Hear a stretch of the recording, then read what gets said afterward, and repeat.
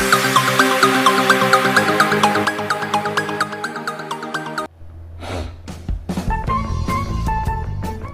baiklah. Kali ini kita akan belajar tentang materi hidrolisis ya. Jadi kebetulan di sini saya memiliki soal, bisa dilihat ya. Jadi sebanyak 7,8 gram garam kristal Na2S dilarutkan dalam air sehingga volumenya menjadi 1 liter, di mana air Na sebesar 23 dan S 32. Maka di sini kemudian kita diminta untuk menentukan reaksi hidrolisis garam dan jenis garam yang dihasilkan, kemudian besarnya pH larutan yang terbentuk jika Kb-nya itu sebesar 10⁻⁵. Jadi kita selesaikan langsung satu persatu dulu ya. Jadi kita mulai menyelesaikan soal yang A. Jadi yang A dulu. Jadi pertama yang harus kita lakukan itu adalah menuliskan reaksi ionisasi dari Na2S. Jadi Na2S ini ketika diionisasi itu akan terbentuk 2Na plus S2- ya. Lalu kemudian selanjutnya kita akan buat reaksi hidrolisisnya untuk masing-masing ion. 2Na plus direaksikan dengan H2O. Apakah bisa berlangsung reaksinya? Oke, perlu diketahui untuk menentukan apakah ion atau reaksi tersebut bisa berlangsung, kita harus terlebih dahulu mengidentifikasi apakah ion itu berasal dari asam atau basa kuat atau sebaliknya ya. Jadi di sini 2Na+. Jadi Na ini sendiri itu berasal dari NaOH, di mana NaOH ini adalah basa kuat. Jadi ingat konsepnya bahwa NaOH atau basa kuat itu tidak bisa terhidrolisis sehingga reaksinya tidak ada ya, tidak bisa terjadi. Kemudian selanjutnya itu untuk ion S2-. Jadi S2- plus H2O akan terbentuk reaksi seperti apa?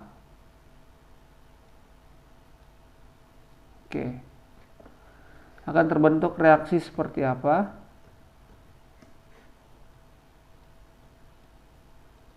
Nah, caranya untuk membuat reaksinya perlu kita buat oret-oretan ya. Jadi H+, OH- ini adalah hasil dari H2O jika diionkan. Nah, S ini kan 2-, pasti akan bereaksi dengan yang plus. Nah, berarti S2- akan bereaksi dengan H+. Kemudian selanjutnya di sini muatannya harus kita perhatikan. Di sini ada 2, di sini ada 1. Maka ini harus kita samakan. Caranya itu adalah yang sedikit yang kita akan kali biar sama ya. Di sini kita kalikan 2. Di sini kita kalikan 2, di sini juga kita kalikan 2 ya.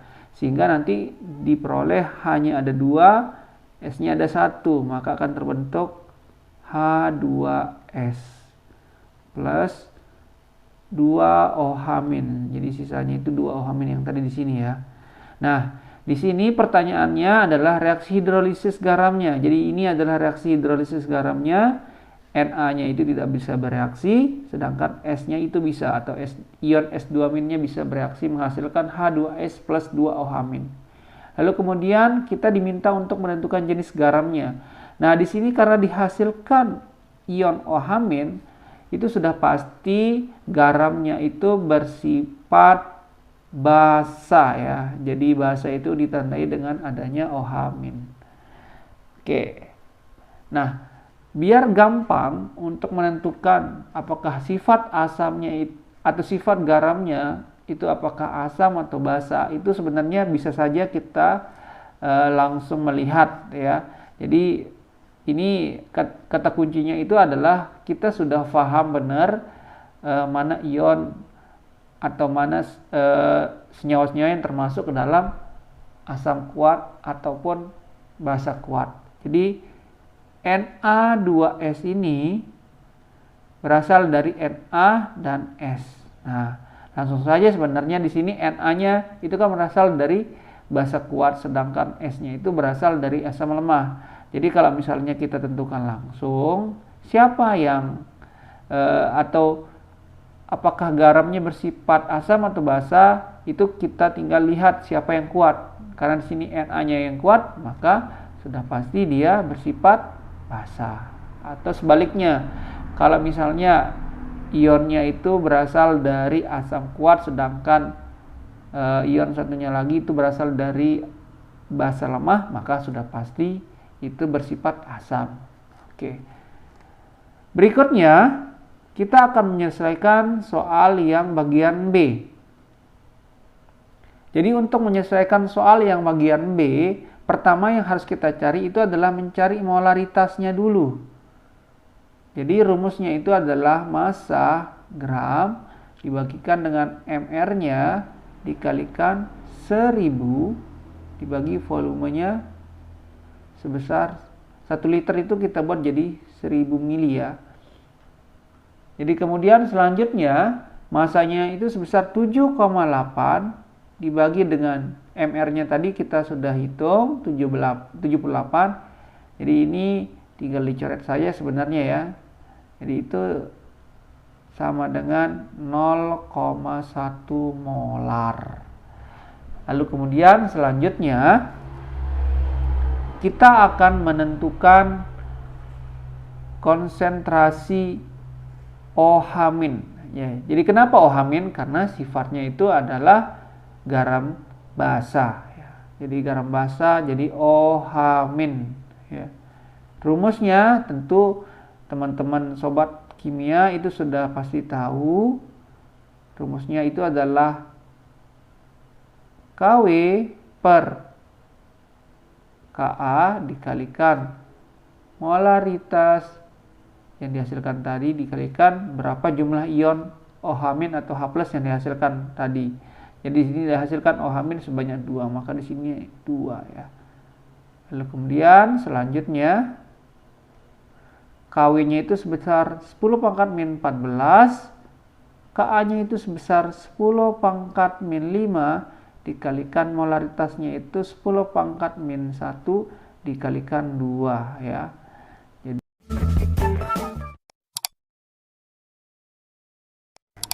konsentrasi OH-nya itu sebesar, ini kalau kita hitung 10 pangkat min 14 dikalikan 10 pangkat min 1 berarti 10 pangkat min 15 dikalikan 2 per 10 pangkat min 5. Jadi kalau kita coret, ini akan dihasilkan akar 2 dikalikan 10 pangkat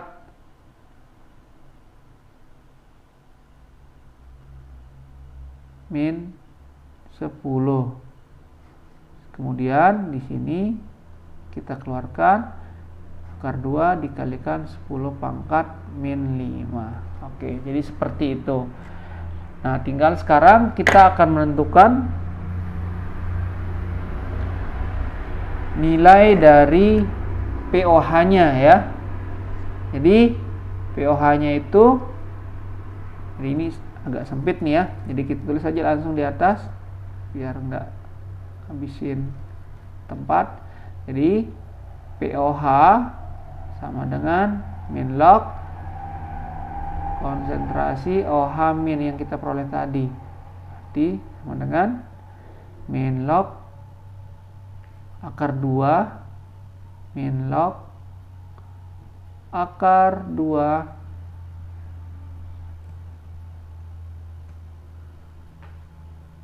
akar 2 dikalikan 10 pangkat min 5. Itu sama dengan 5 min log akar 2.